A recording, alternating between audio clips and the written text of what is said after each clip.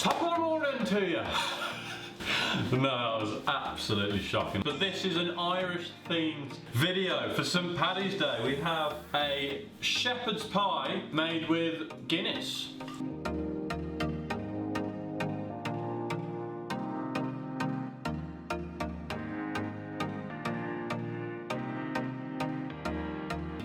I love Guinness, it's my favourite drink, so I thought I'd have to dedicate a dish to my favourite drink, Guinness. So, we're going to be doing a shepherd's pie. Long story short, we just need to get a nice base of meat and veg on the bottom, and then we're going to have a nice creamy mash on the top, and a bit of cheese on the top as well. We've got a nice rich Guinness meaty sauce with a lift of vegetables, and then a nice light fluffy mash on the top, and it's going to be the perfect we're in that phase of like winter, spring and summer. We're gonna have a load of cold nights still. So we still need these winter warmers to keep us going.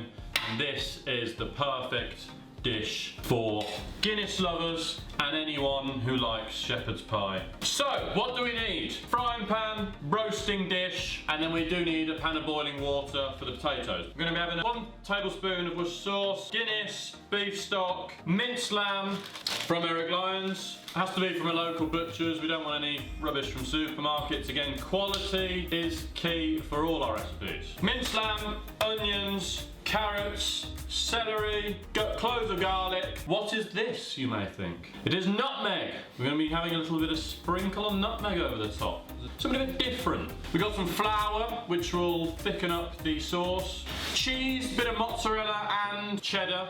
Doesn't matter, you can have cheddar, mozzarella, whatever you feel. I recommend cheddar as it's got the right flavour. Potatoes for your mash, and we need egg yolks and the milk to make it nice and fluffy. Let's get in to prep, and then let's get over to the stove. First job, season some water. Get that on the stove. Second job, potatoes. Peel them, whack them in the water.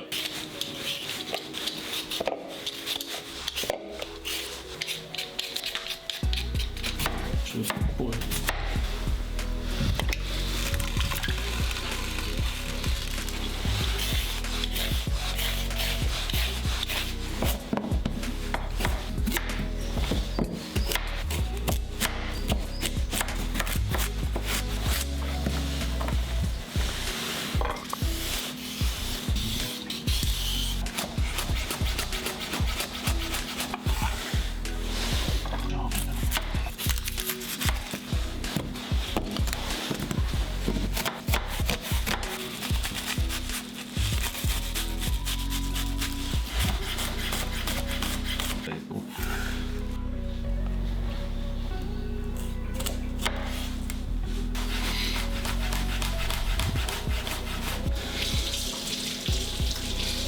Here we are, back at Les Stove, my favourite place. Let's get cooking and have a little party while you're doing the prep.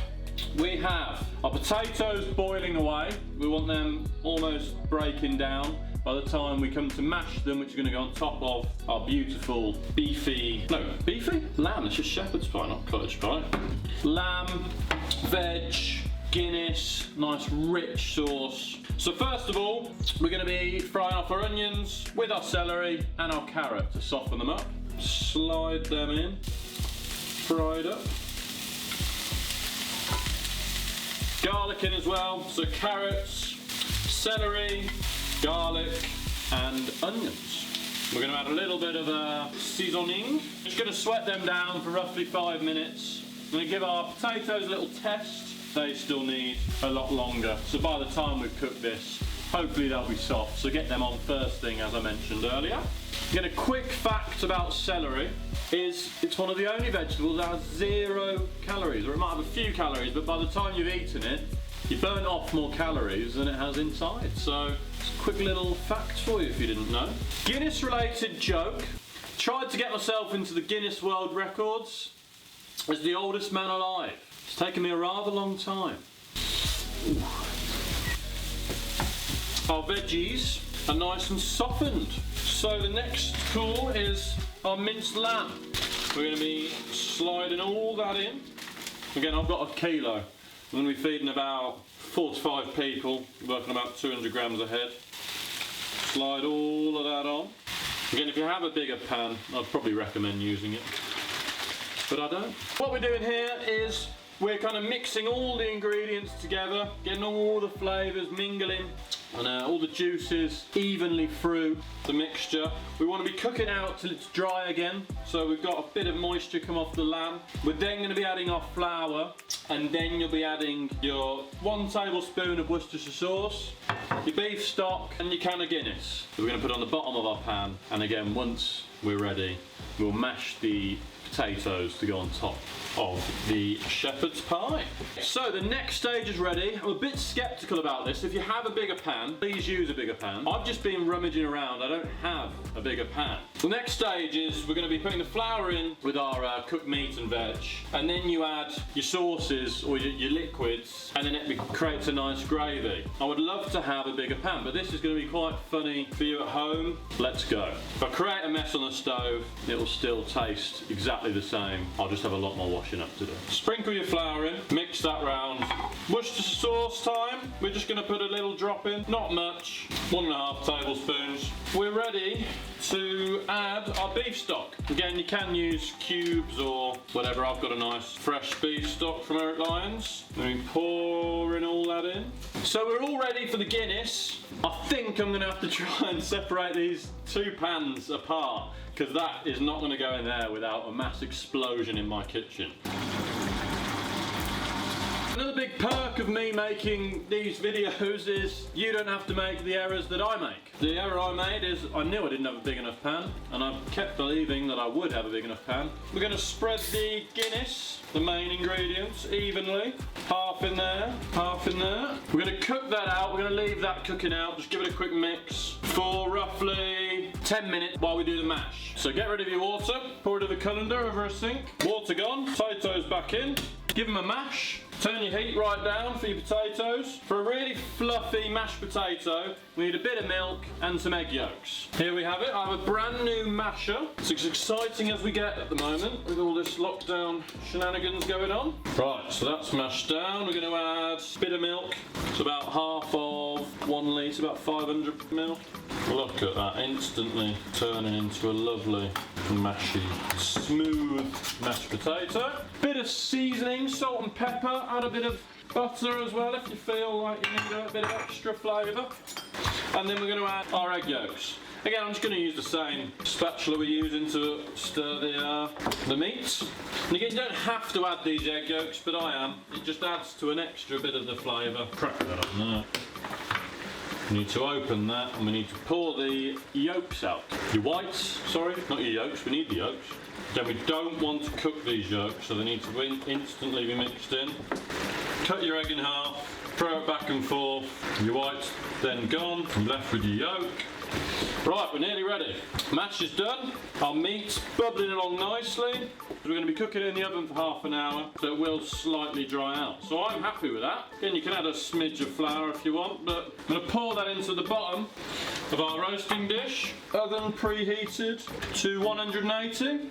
Let's go. Pour your lovely meat and juices into the bottom of the pan. Oh, that's absolutely perfect. So you want it kind of just so you got a little lip at the top, and then you can use a piping bag if you want to look it all chefy and nice. This is home cooking to me, so I'm just going to slide my mash evenly on top. This is going to taste incredible. Evenly distribute the mash. Again, I haven't really got a big enough pan again.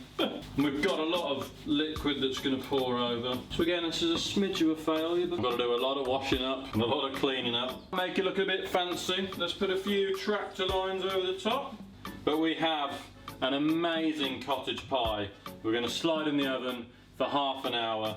One last thing is your cheese on top and your nutmeg. Grate that over the top.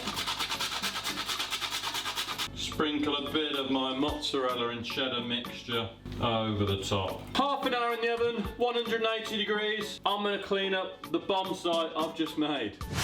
Look at that beauty. Amazing colour. We've got a nice golden brown cheese on the top. You can just see a few of the tractor lines. You can smell the lightness of the Guinness and the vegetables. One thing I did forget, I bought a third plant on my windowsill, which makes it look rather pretty. I forgot to put my fresh mint inside. So I've got an idea. I'm just gonna sprinkle it over the top once I plate it up.